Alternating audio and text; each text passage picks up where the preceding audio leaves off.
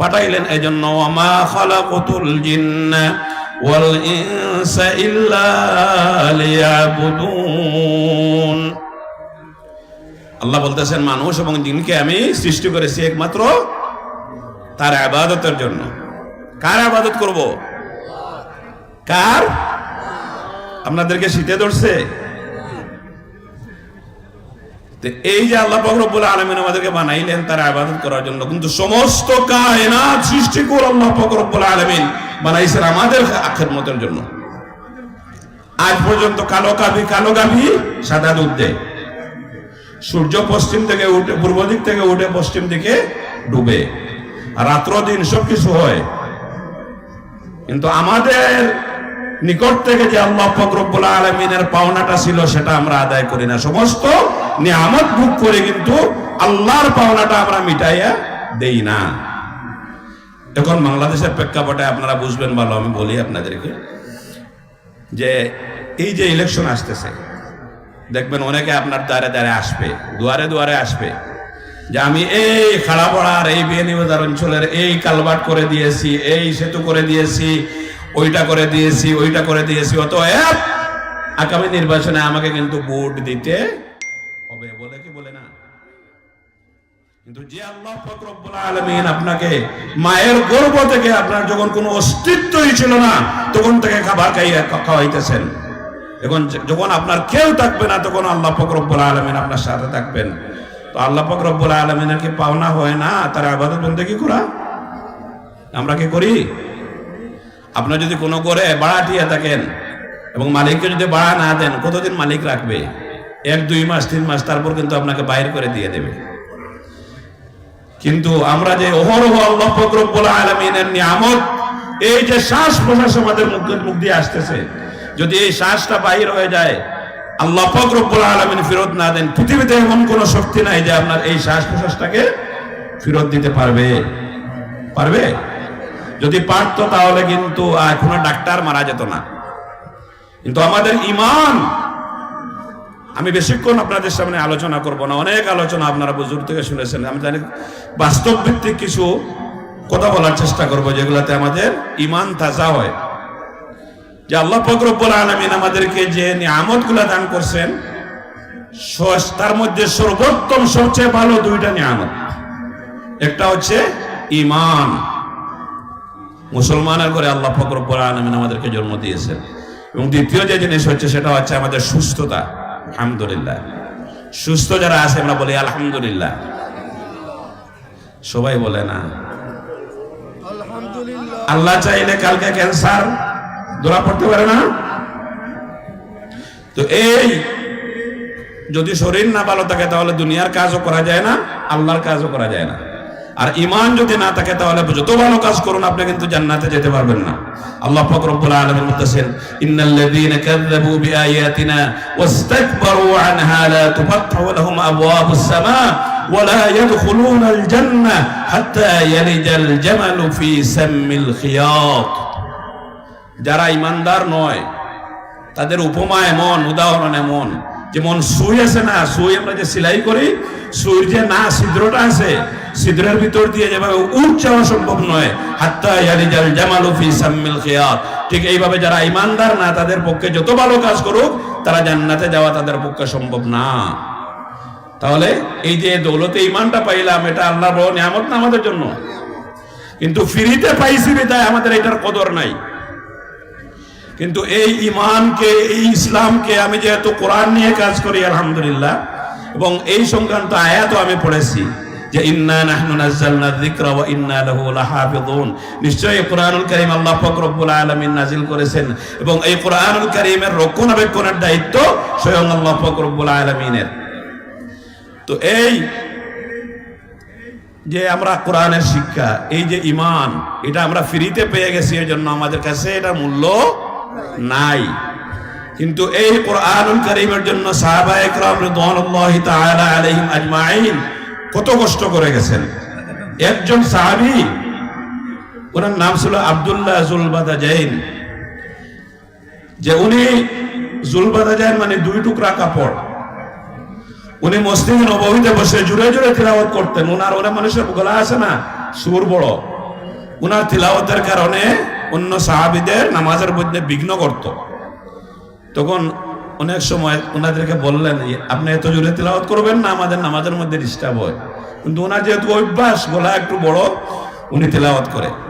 শেষে অন্য সাহাবীরা হযরত রাসূল করিম সাল্লাল্লাহু আলাইহি ওয়াসাল্লামের কাছে নালিশ করে বসলো যে, ইয়া রাসূলুল্লাহ, আব্দুল্লাহ যুল বাদাজাইন যেভাবে তিলাওয়াত করে উচ্চ সুরে, এই তিলাওয়াতের কারণে আমাদের কষ্ট হয়, আমাদের নামাজের মধ্যে আমরা অসুবিধা লেগে যায়, পেশ লেগে যায়।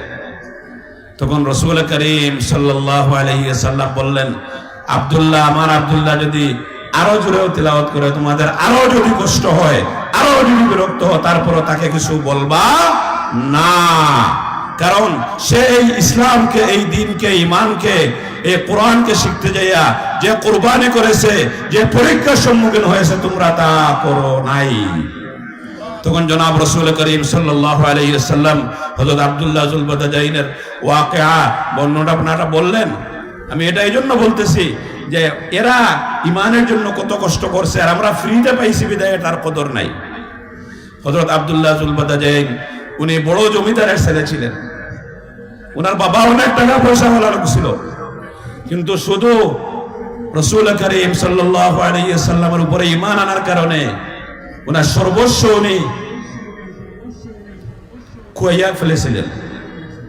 যখন উনি রাসূল করিম সাল্লাল্লাহু আলাইহি ওয়াসাল্লামের কাছে এসে লা ইলাহা ইল্লাল্লাহ, লা ইলাহা ইল্লাল্লাহ পড়লেন। উনার গোত্রর মানুষরা, উনার যখন চাচা, উনার বাবা ছিল না, উনার মা, আত্মীয় স্বজন যারা শুনলো যে মুহাম্মদুর রাসূলুল্লাহর উপরে উনি ঈমান এনে ফেলেছেন, তখন উনার যে চাচা, উনার যে প্রভাবশালী আত্মীয় স্বজন ছিল, সবাই বলল, তুমি কি আসলেই মুহাম্মদ সাল্লাল্লাহু আলাইহি ওয়াসাল্লামের ইসলাম কবুল করে ফেলেছো? তখন উনি বললেন হ্যাঁ। তখন ওরা প্রস্তাব দিল যে তুমি মুহাম্মদের এইসব বাওতাবাজি, নাউজুবিল্লাহ, এই দিনকে তুমি মানতে পারবা না, আমাদের মতো যেভাবে মূর্তি পূজা ঠিক সেইভাবে করবা, ফিরে আসো। তখন হযরত আব্দুল্লাহ যুল বাদাজাইন রাদিয়াল্লাহু আনহু বললেন, আমার জীবনও যদি চলে যায় তাহলে আমি কিন্তু এই ইসলাম থেকে, জনাব মুহাম্মদুর রাসূলুল্লাহ সাল্লাল্লাহু আলাইহি ওয়াসাল্লামের দ্বীন থেকে আমি সরে আসবো না। তখন তার চাচা বলল, তাহলে তুমি যদি এই তোমার প্রতিজ্ঞা হয়, তাহলে তোমার পরনে যে তোমার যে পিতৃক সম্পত্তি ছিল, উনি তো জমিদারের ছেলে ছিল, পিতৃক সম্পত্তি যা ছিল সব তোমাকে আজকের থেকে বঞ্চিত করা হবে, শুধু ইসলাম কবুল করার কারণে। তারপর লাস্টে ওরা বলল, তুমি যেহেতু এই মুসলমান হয়েই যাবে, মুহাম্মদ সাল্লাল্লাহু আলাইহি ওয়াসাল্লামের ইসলাম মানবে, তোমার কাপড় যেটা পরনে আছে ওইটাও খুলে দিতে হবে, এটা নিয়েও যেতে পারবা না। আমি যেহেতু সময় কম, আমি শর্ট করে বলতেছি। তখন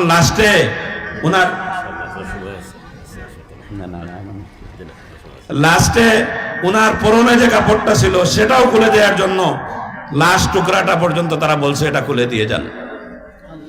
তখন উনি শরমগা কেমনে ডাকবেন? তখন এই অবস্থায় উনার মা পাশে ছিল, মার কষ্ট হচ্ছিল, ছেলেকে যদি এইভাবে উলঙ্গ করা হয় এবং জমিদারের ছেলে হয়, মার কষ্ট হবে কি হবে না? কিন্তু বলতে পারতেছে না কিছু। এইভাবে করে যখন উলঙ্গ বিবস্ত্র করে সবকিছু নিয়ে যাচ্ছিল, এই অবস্থায় হযরত আব্দুল্লাহ যুল বাদাজাইন মাকে বললেন, ও আমার মা, কমপক্ষে আপনি 2টা কাপড় আমাকে টুকরা দেন, যাতে করে আমার সামনের এবং পিছনের লজ্জাস্থান ডাকিয়ে আমি জনাব রাসূল করিম সাল্লাল্লাহু আলাইহি ওয়াসাল্লামের সামনে যেয়ে হাজির হইতে পারি। এইভাবে সমস্ত কিছু উনি শেষ করে দিয়ে, নিঃস্ব করে দিয়ে রাসূল করিম সাল্লাল্লাহু আলাইহি ওয়াসাল্লামের সামনে যেয়ে কেঁদে কেঁদে বললেন, ইয়া রাসূলুল্লাহ, আমার এই অবস্থা ছিল, আমি এইভাবে জমিদারের ছেলে ছিলাম, কিন্তু আপনার উপরে ঈমান আনার কারণে আমার এই অবস্থা হচ্ছে, আমি রাস্তার ফকির হয়ে গেছি। সুবহানাল্লাহ। তখন এই ওয়াকিয়া জনাব রাসূল করিম সাল্লাল্লাহু আলাইহি ওয়াসাল্লাম যখন শোনাচ্ছিলেন, ওজুরে আল্লাহ রাসূল কাঁদছিলেন এবং সাহাবায়ে একরাম শুনে শুনে কাঁদছিলেন। এই হযরত আব্দুল্লাহ যুল বাদাজাইন জনাব রাসূল করিম সাল্লাল্লাহু আলাইহি ওয়াসাল্লামের জমানায় ওনার ইন্তেকাল হইল। জনাব রাসূল করিম সাল্লাল্লাহু আলাইহি ওয়াসাল্লাম নিজ হাতে হযরত আব্দুল্লাহ জুলবাদাজাইনের মৃত্যুদেহটা নিজ হাতে কবরে নামাইলেন এবং হাত রেখে রাসূল করিম সাল্লাল্লাহু আলাইহি ওয়াসাল্লাম উপরের দিকে তাকিয়ে বললেন, আয় আল্লাহ, আমি মুহাম্মদুর রাসূলুল্লাহ আব্দুল্লাহ জুলবাদাজাইনের উপর এখন পর্যন্ত আমি সন্তুষ্ট ছিলাম, আপনি আল্লাহ তার উপরে রাজি খুশি হয়ে যান।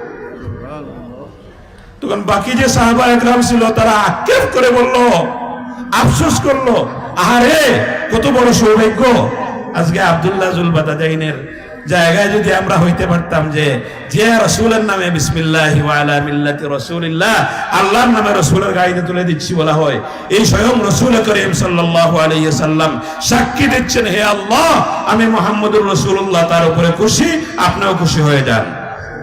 সুবহানাল্লাহ বলবেন না? তো তারা তাদের ইসলাম, আর আমরা তো ফ্রিতে পাইয়া গেছি ইসলাম। ফ্রিতে পাইলে কি তার মূল্য থাকে? আমি আপনাদেরকে, যারা ছোট বাচ্চা আছে, সবার ঘরে ছোট বাচ্চা আছে, যে ছোট বাচ্চা আছে 4-5-6 মাস বয়স, 1 বছর, তার হাতে যদি আপনি টাকা দেন অথবা স্বর্ণ দেন, ডায়মন্ড দেন, সে কি এটার মূল্য বুঝবে? কেউ যদি আপনি তাকে, অনেকে দেখবেন শখ করে নাতিনকে চেইন পরাইয়া দেয়, কিন্তু কেউ যদি ওই অবুঝ শিশুটাকে একটা চকলেট দেয়, তাহলে এই চকলেটের বিনিময়ে কি করবে? এই মূল্যবান সোনাটা দিয়ে দেবে। কারণ এই সোনার মূল্য কি সে বাচ্চা জানে না, সে মনে করতেছে তার কাছে এই চকলেটটা এটা হচ্ছে আসল জিনিস। তো আমরা এমন করে এই পৃথিবীতে আসছি, পৃথিবীর সামান্য মোহের জন্য আমরা আমাদের আখিরাতকে আমরা ধ্বংস করে দিতেছি। কিন্তু প্রতিনিয়ত আমরা কোন দিকে যাচ্ছি? আল্লাহ পাক রব্বুল আলামিন আমাদেরকে প্রতিনিয়ত মনে করে দিচ্ছেন, ইয়া আইয়ুহাল্লাযীনা আমানুত্তাকুল্লাহ, ও ঈমানদারেরা তোমরা আল্লাহকে ভয় করো, ওয়াল তানজুর নাফসুম মা কদ্দামাত লিগাদ, এবং চেয়ে দেখো আগামী কালকের জন্য তোমাদের অর্জন কি। কারণ আমরা যদি আজকে মারা যাই, কালকে আমাদের জায়গা হবে কবরে, সাথে কেউ যাবে না, সাথে যাবে আমাদের নেক আমল। এটার জন্য আমাদের অর্জন কি আমরা হাসিল করতে পারছি।